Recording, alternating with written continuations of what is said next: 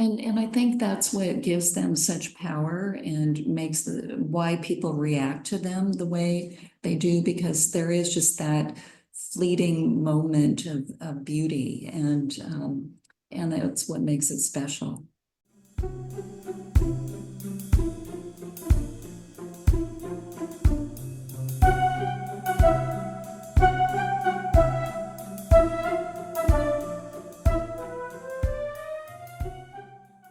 Thank you, Laura Dowling, for joining us.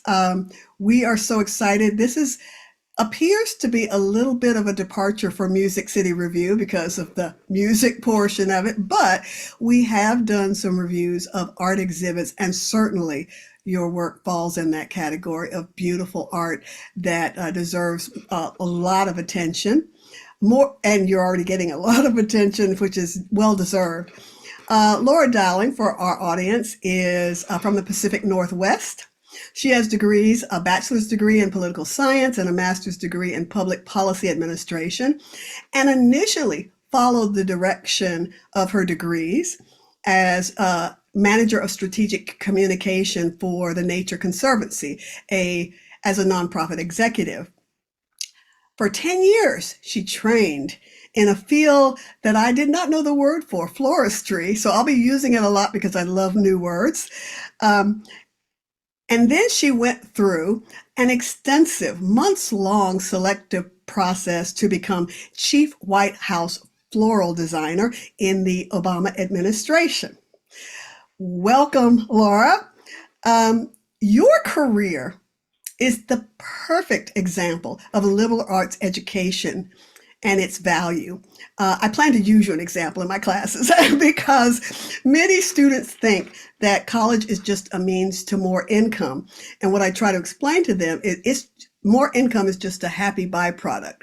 A liberal arts education helps produce people who have the capacity to process and analyze information and to act on it, the kind of citizen every democracy needs. So it's appropriate you served in a democratic administration, and not just democratic with a capital D, but I mean a small d. Because of this intellectual flexibility, you were able to make a successful transition into what appears to be a very different career that used elements of politics, administration, and nature, but in a very different way. Has this seemed like a smooth transition to you? How much of a challenge was it to go from an executive to a floral designer? Well, that's such an interesting question, and I do think that my background and studies in political science, especially in policy analysis, public administration, were so helpful in a broad sense. You know, getting the skill set of being able to analyze complex problems, break things apart, and put them back together in interesting ways. I mean, much like a bouquet, right? So I actually feel like there's such a way to leverage all of our skill sets, what we've done in our past, what we've learned, and then to layer on a passion or a creative opportunity like I had with flowers. So for me, I felt like it was a very natural evolution of my interests, and maybe a little harder for some people to understand. So my first full-time floristry job was when I became the chief florist at the White House. So my story was that I worked as a part-time florist while I had my full-time job out of my kitchen. So just a very small level, you know, small scale. But that really allowed me, I think, to perfect the craft and to focus on my interest in French floristry, which eventually led to the White House job. My parents were both raised on farms in Arkansas where their mothers raised food and had flowers. My sister has kind of taken a similar path as yours, except the opposite way. She started as CEO for a major insurance company and then turned into CEO of a nonprofit helping victims of domestic violence.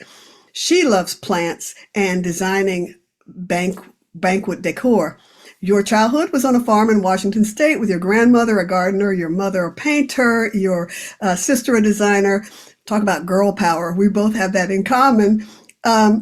When you became deeply involved in floristry, did you feel as if you were coming home to your family DNA?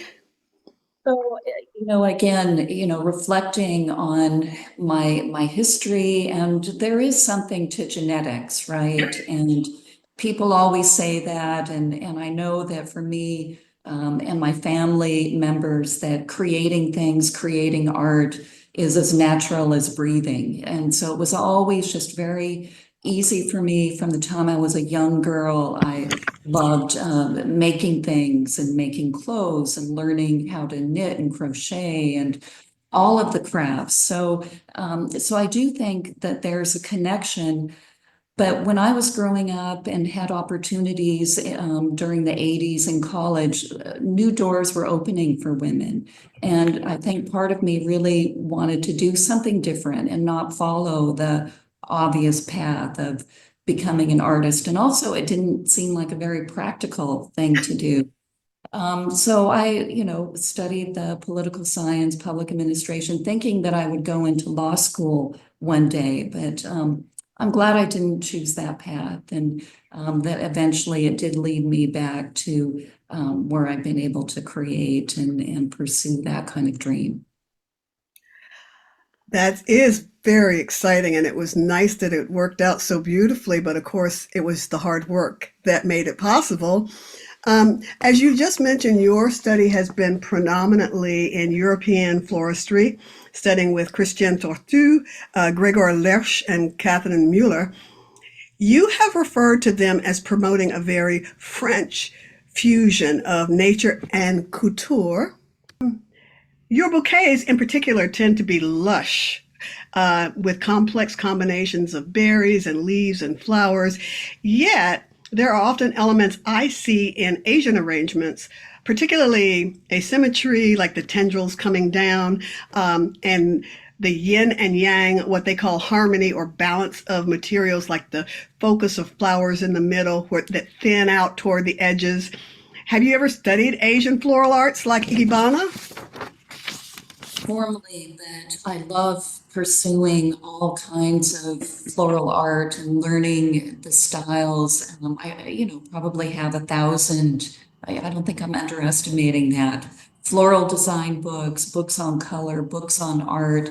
But the Asian aesthetic, and again, Ikebana in particular, are so interesting because of the focus on the individual flower and the space and this concept of harmony and balance. So I think that is another layer that I try to bring into my work too. I think balance is such an important concept. The balance of color, the balance of how the bouquet is integrated into the space in the room, the relationship to the vase and the urn, all of that it goes back to that principle. But maybe one of my dreams would be to go to Asia and actually study formally that kind of floristry. I think that would be very exciting.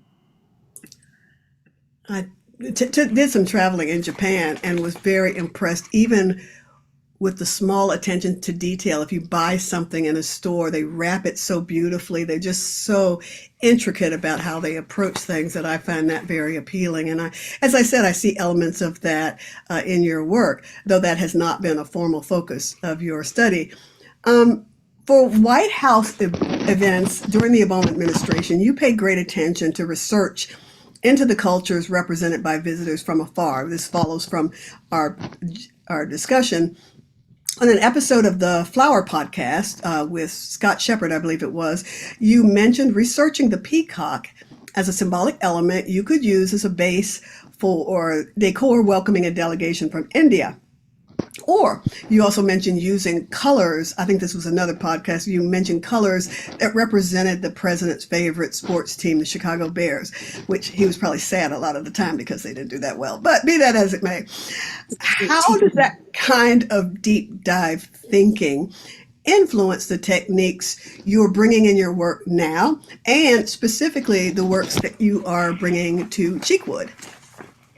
Well, this kind of approach, which is really telling a story with flowers and tapping into emotion, is, I think, something that's so important in any kind of work, whether it's a diplomatic function like at the White House, that opportunity to honor the visiting dignitaries with emblems of their culture and special colors and then blend that with American style. I thought always told such a great story about how people and ideas, how you can come together, and how flowers can be a tool for communicating that. So here at Cheekwood, very similar project in a way in planning like a White House decorating project. The scale of it, it's a large scale project. Such a history. It's a beloved place here in Nashville. And so I really wanted to tap into the emotion and the feeling of warmth that you get when you enter the door. I just came through the front door. It's a grand mansion, but there's still an intimacy about it, a warmth that feels inviting. So in choosing the colors and choosing the styles, and going back to this idea of balance, I really wanted to balance how the decorations would be arranged in the room so that it would still feel like someone's at home and that people were welcomed in to celebrate the season. So I feel like that's a way how I used flowers both at the White House and decorations and also here at Cheekwood this year. That follows very naturally. We were coming back to that word over and over again, into the reference of your work as floral diplomacy. It's also part of the title of your first book. Can you explain that for our audience and how it related to your White House tour of duty, this idea of floral diplomacy? You've already hinted at it a little bit, as communication. Feel like having this background in communications and strategy that I always viewed language as a way that was an opportunity to influence and to persuade, to change the way people think and feel. And so layering that onto the concept of flower design, I think again was just a natural way to enhance that craft. And so floral diplomacy for me means the art and science of communicating with flowers. And whether it's an emotion, historical references, cultural references, and symbolism, but really an effective way to showcase, I think, all of these different concepts. And it is amazing how when people enter a room with beautiful flowers, it does change the way they think and feel. Is this different at all from the traditional language of flowers, where the lily of the valley, for example, represents return to happiness? That was my mother's birth month flower. Um, or do you feel like this is a more complex continuation, or do you feel like it's a different branch, or how is that related? Yeah, I think what you're talking to about is this idea. I think it was developed in Victorian times, but it probably even goes back to ancient times when people used flowers as symbols and ascribed different meanings. I would say for me, it tends to be broader and more open-ended. So not just one meaning to a flower, but it's how you use it. Maybe it's someone's favorite flower. Maybe it's from a group of flowers from a special, meaningful region. So I feel like there are so many additional opportunities to use flowers in this way to achieve meaning or to create something and tell a story. So that's how I like to use them. I've always thought it was kind of ironic, though, especially with the lily of the valley, that it's so beautiful, but it's poisonous. Seems like there's some kind of lesson it's trying to teach us there. And it's so rare, but also very expensive. So, a bouquet, for example, a wedding bouquet of lily of the valley can be hundreds of dollars and on up. Yeah. It's one thing I enjoy about your work, um, is the large kind of urns or vases that don't overwhelm the table or the mirror or the side table it might be on. Can you speak to your thinking about this, using this example, which is one of my favorites because there's the mirror, there's the artwork, and then there's the bouquet, and they just seem like very organically combined. Well, thank you. Well, this is a favorite vase of mine, an antique etched glass vase. I love the shape of it. And then when I'm thinking about a bouquet and really looking at the space that it will be placed on or the table, and I'm looking at the context and trying to create something that is in scale and balance.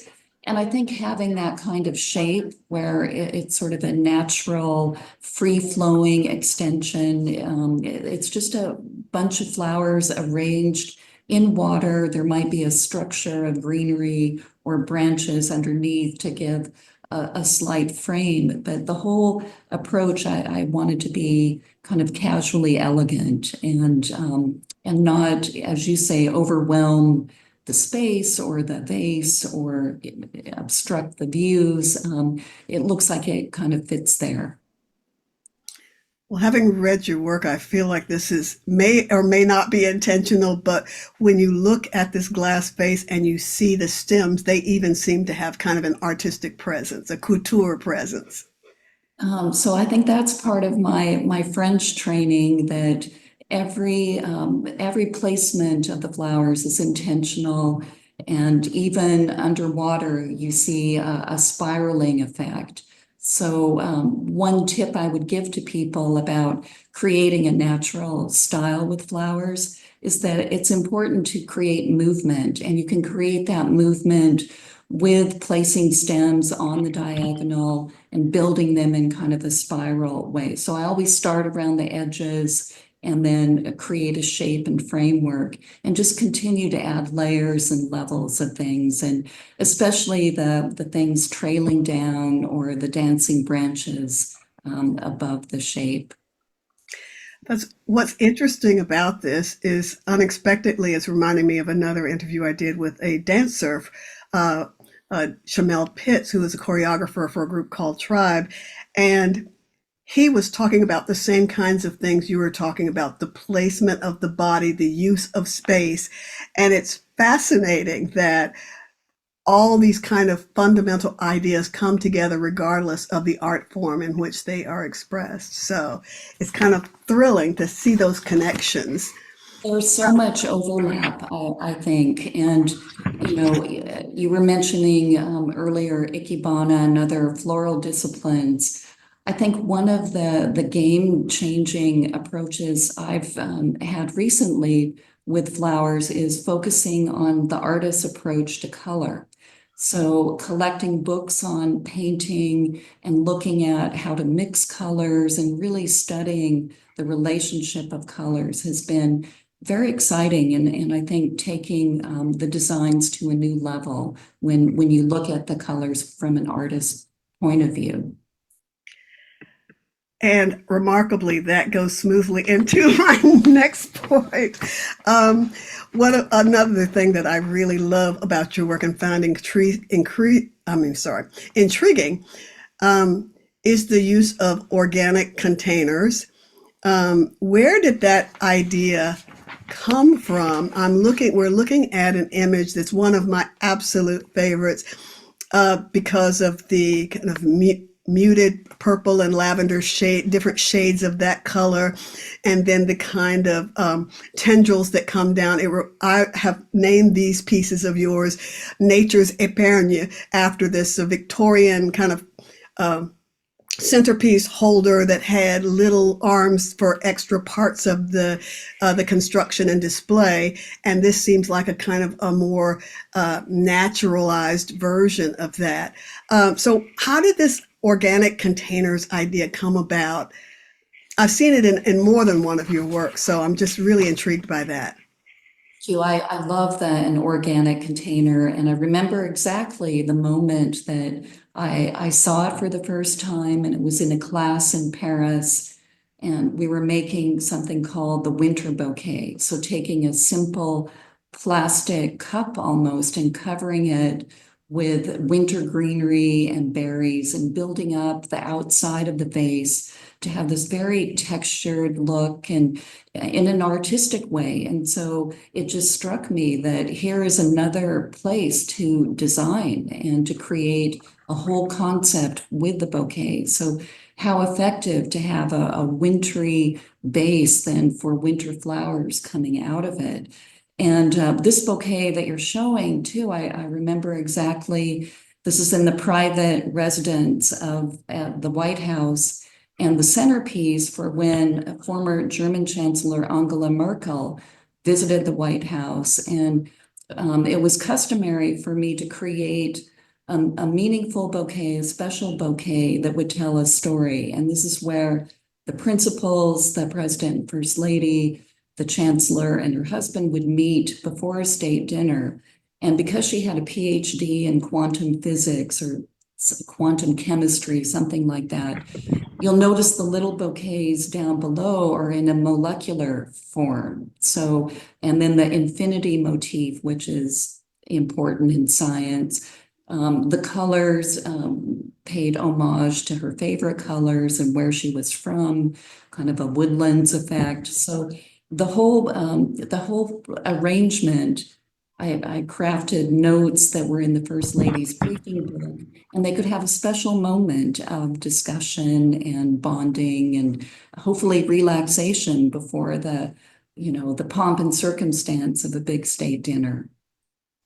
Well, one thing I find fascinating about it is that it seems muted and subtle, yet there's a sense of wild freedom about it at the same time. And so the idea of the chaos of science, but the organization of the scientists really kind of comes together, it seems to me, in this particular piece.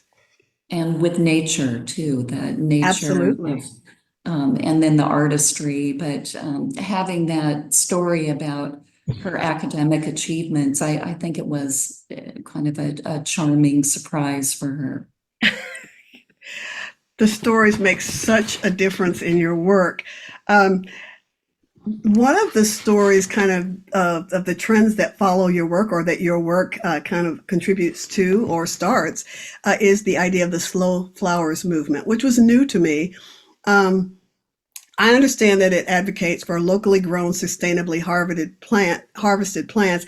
I only knew of the concept of slowness concerning the slow food movement because I like to cook, and the idea of taking time over the event of a meal and using local available resources, both in the decor and in the composition of the meals. How does that apply to flowers from your point of view?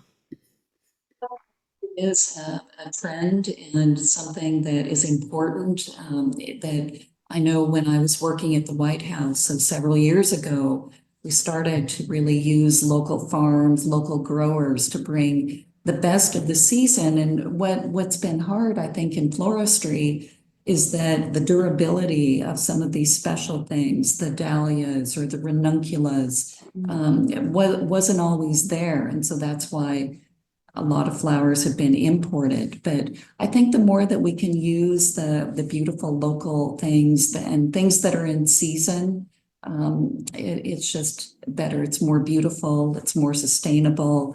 And of course, it is, at the White House, it was hard to get flowers in the DC area in the middle of winter, so there's a practical side to it too. But really, I think a wonderful way to think about flowers as we do with food now. Mhm. That also, though, makes me think of art from India, where they will spend time building these big mandalas, and then knowing that after all this complex bit of work, that it was only ephemeral. And it seems like flowers represent that very well. As you know, you can put all these flowers together, but they can't last, and they shouldn't last. They're not meant to last. And I think that's what gives them such power and makes why people react to them the way they do, because there is just that fleeting moment of beauty, and that's what makes it special. This is Okay. another one. Well, another one of, I think, the organic container series. Oh, you're going back to the archives. So this too was at the White House for a holiday presentation. And if you look at the vase and look at the design, it's a geometric design, illusion cubes, and that illusion cube motif was something that I used throughout the White House spaces that year in column covers. And it was always, I thought, very interesting to repeat a motif like that and that people could see it used in different ways. So that container made out of their yellow craspedia called billy balls, the green berries and red berries. But you know, the prep work to create the pattern and then to glue them on one by one, you know, it's a labor-intensive project. But I think after you're done with it and you can see how it relates to the flowers, it does create kind of a special touch. And I think people appreciated the handmade effort, you know, the handmade efforts of all the volunteers and staff. Yeah, and speaking of volunteers, well, I think one of the things that perhaps your administration degree has helped with is that you had to manage scores of volunteers at the White House, and you're having to manage quite a number of volunteers during this Cheekwood experience. It feels as if that preparation is put to good use. How do you feel about managing all these volunteers? Well, you're exactly right. And also at the Nature Conservancy, having the background working as a project manager and being able to coordinate all of these complex things and move it towards the final product or you know, the end result. I think that was such a rewarding part of my White House work, especially to bring in volunteers from across the country because everyone who came to the White House, who came through the flower shop, was so thrilled to be a part of something bigger. The iconic White House holidays and Christmas displays, and whether they were gluing and cutting berries or folding leaves, it was exciting for people to be part of something. And you know, very rewarding for me to be able to open up the doors and so I did expand the number of volunteers who would come into work because with these kinds of projects, they're very labor intensive. So they take more time, they take more people.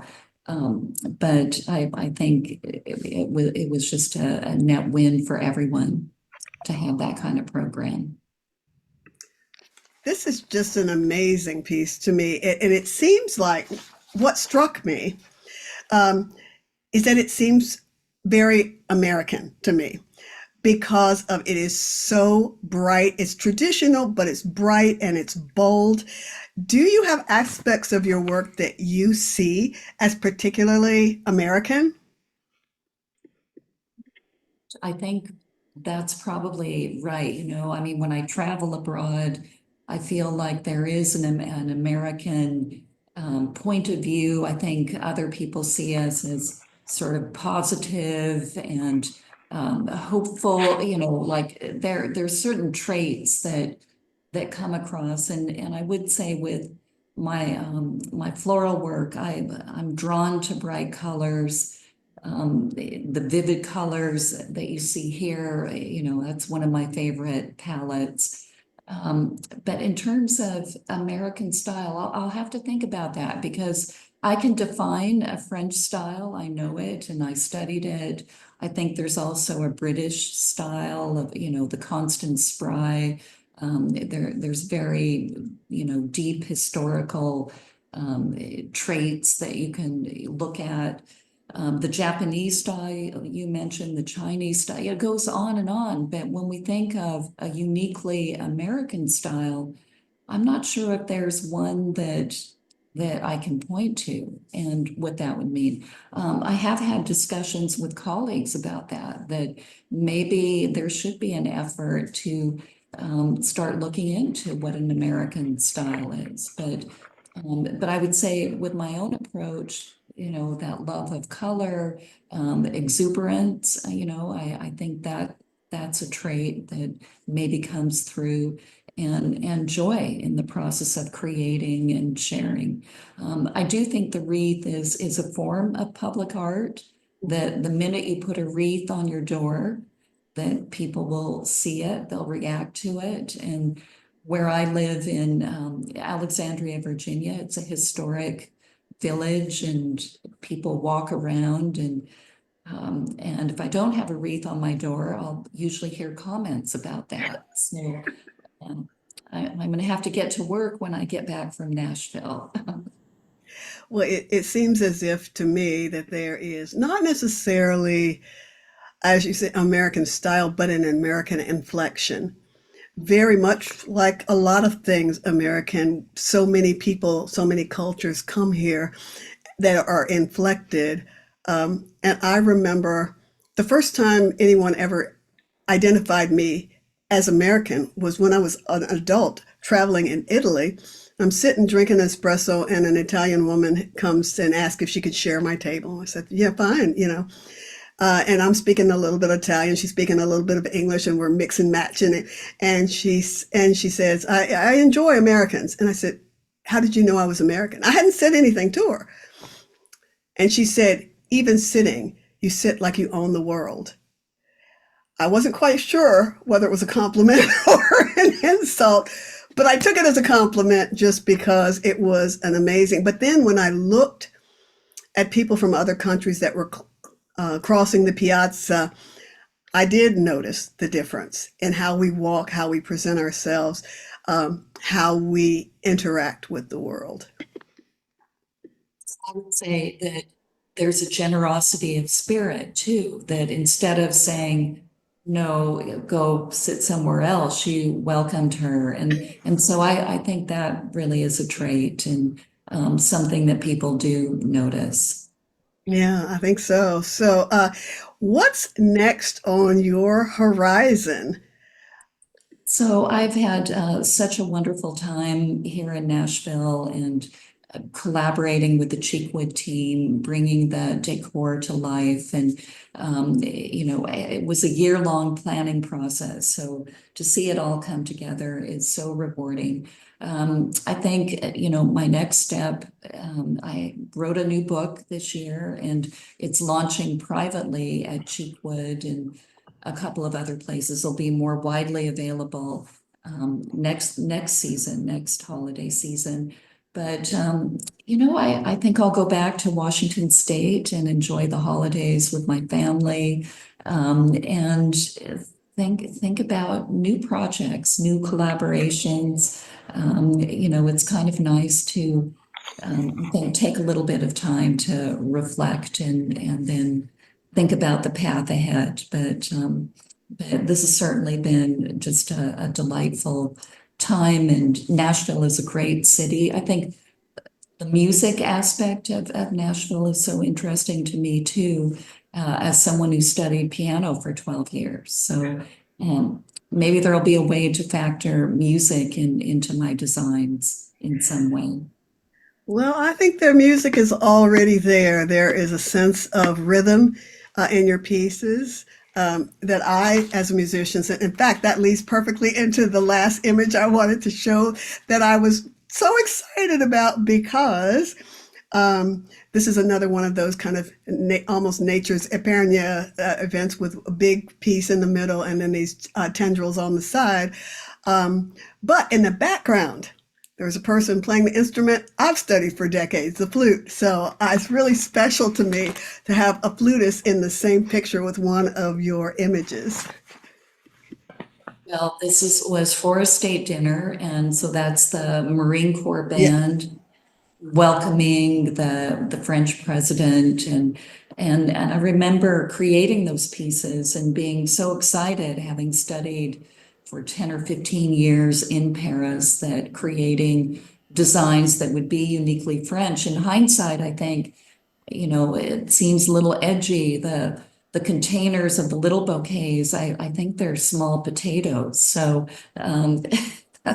in the White House, but with sweet peas, and that would be absolutely a mix that you would see in the French style.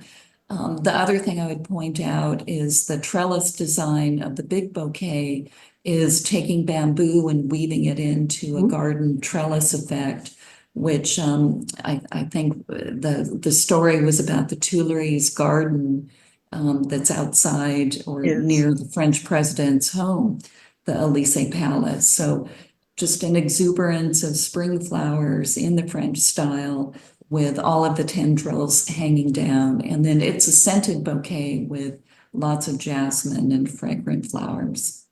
But you've referred to bouquets as among the most personal of your creations because they are so small and they are often so delicate like these. So I think that that definitely fits in. Um, and it was also interesting that you mentioned the fact that you had studied for 10 years because in Japanese Zen Buddhism, 10 years is considered the minimum to become a master. And at one point, I was thinking of taking up the shakuhachi flute, but I thought, 10 years? I've already spent about 20 years on my European flute, so I'm not sure that I'm quite up for that. But I think that there's more connections here. It's exciting. Everything that we've done and studied and pursued really can, I think, step into the next step and almost guide you there. And what was so striking to me when I worked at the White House and I'd meet people from all walks of life who had different backgrounds. You know, there was the guy who had been a circus acrobat who somehow made it into floristry and would speak about the flowers as if they were doing tricks in the air and that kind of motion. Or the English major who wrote poetry and looked at the rhythm of flowers as like the rhythm of language, and on and on. And it was just so striking that everyone used some kind of skill or some kind of knowledge that then was instructive in how they executed their design and made it uniquely personal. So that's my biggest piece of advice for people getting into flowers, floristry, maybe art in general, is that eventually it's important to have your own unique point of view, to study, become the master, but then also be to really express what's in your heart and to make it personal and very unique. One of my flute teachers in California used to say, you can study technique, but ultimately you have to have something to say. And so it's very, very clear that your art has a lot to say, and we'll be learning for it for a long time to come. We are so lucky to have you here as a guest in Nashville. And as we end, I'll just want to say, as we say at the Grand Ole Opry, y'all come back now. You hear? Thank you so much, Yvonne. What a pleasure. Thank you. Appreciate it. Bye. Bye. Happy holidays. You too.